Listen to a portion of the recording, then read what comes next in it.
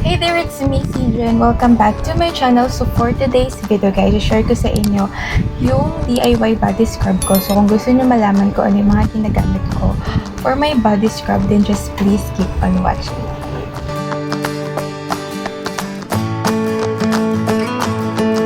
Yung ginagamit ko for my body scrub is from Pretty Secret, guys. Itong kanilang yung Me Feel Alive Lightening Milky Salt Scrub. So ito guys, body scrub ng Pretty Secret. Ang nagustuhan ko dito is super smooth niya sa skin after mo gamitin. Tinry ko din siya guys na ito lang para malaman ko kung effective ba siya ng siya lang. So guys, effective siya pero kailangan continuous kasi yung paggamit mo. Hindi naman isang gamitan lang sis na lighten na agad. So, kailangan continuous ganun para makita mo yung result talaga. Pero, ayun nga, super ganda nito kasi hindi siya yung body scrub na masakit i-scrub. Kasi yung mga body scrub na super harsh nila sa skin. Like, parang nagagasgas na yung skin mo kakakusbos. Pero ito guys, hindi siya ganun. So, itong sunflower oil guys, as in super ingay niya sa market. Super trending niya. And may lumalabas na rin sa fake. So, ilalagay ko yung link neto kung saan nyo siya pwedeng mabili. Kasi ang dami guys, fake sunflower oil. Lalo na ginagaya nila yung logo ng Queen K. So, fake yon. Kaya maglalagay ako ng link sa baba para hindi kayo maloko. Kasi sobrang dami talagang mga fake na lumalabas. Ever since na-discover ko to as in, everyday ko na siyang ginagamit. And ayan, second bottle ko na to guys. And super tipid lang nito gamitin kung gagamitin nyo lang siya sa underarms nyo, sa bikini line nyo, or kung saan man na may mga peklat kayo. Super tipid lang niya. Pero ako kasi guys, yung kalahati ng sunflower oil nilalagay ko sa lotion. Yung 100 ml or 200 ml kasya na yung kalahati ng sunflower oil.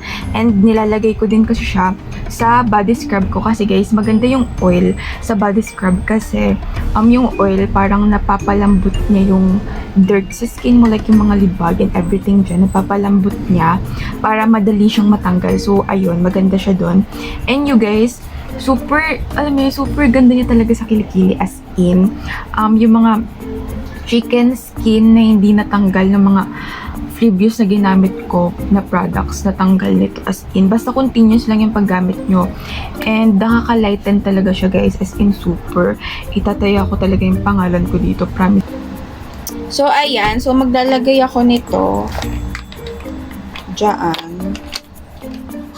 So bahala na kayo kung gaano kadami yung ilagay nyo, yung tama lang sa balat nyo.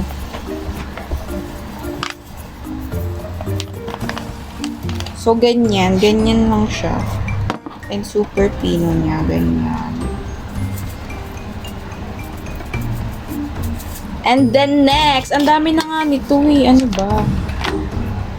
And then next, maglalagay tayo ng sunflower oil. So, dalawang ganito lang yung nilalagay ko.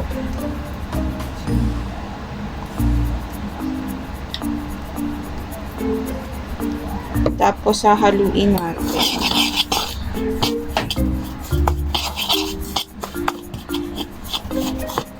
Madami guys yung nalagay ko na na scrub. Tapos, ilalagay na natin yung calamansi.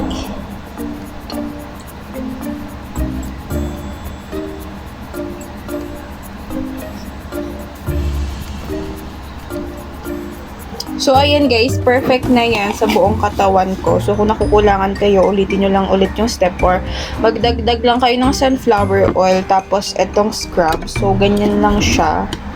So, guys, nagsascrub ako na skin ko after kong magsabon ng buong katawan ko. So, ito yung final, yung DIY body scrub, yung final na ginagawa ko.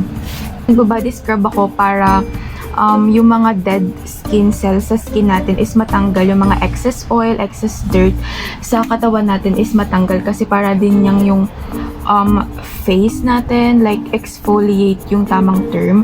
Hindi lang dapat tayo mag-exfoliate sa face, dapat sa body rin natin kasi skin pa rin naman yan.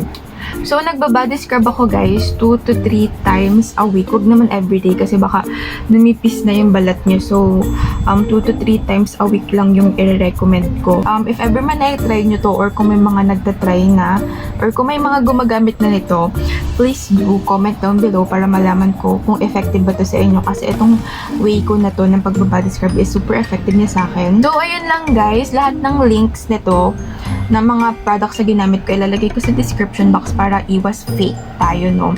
So, ayun. Ayun lang guys. Thank you guys for watching and see you on the next one. Bye!